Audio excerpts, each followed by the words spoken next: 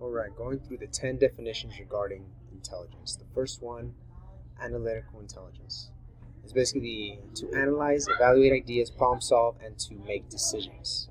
Linguistic intelligence is the ability of understanding both written and spoken languages. Emotional intelligence is known as the ability to handle personal emotions as well as the emotions of others.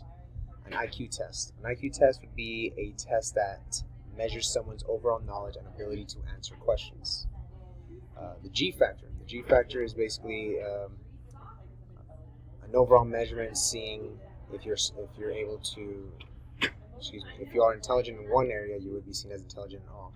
It's a broad intelligence that measures working memory, mathematical reasoning, and overall knowledge, etc. Theory of multiple intelligences is intelligence broken down into many separate categories, a variety. Triarchic theory of intelligence. There's 3 types of intelligence that are measured: practical, creative, and analytical.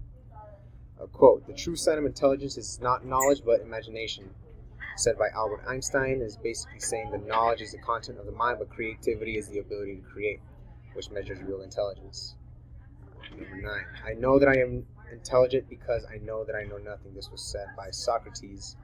It is basically saying that personal knowledge is nothing compared to how much that can be learned in this entire lifetime.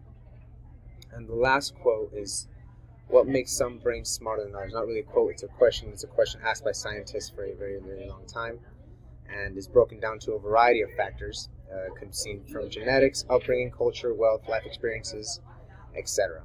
And that will conclude the 10.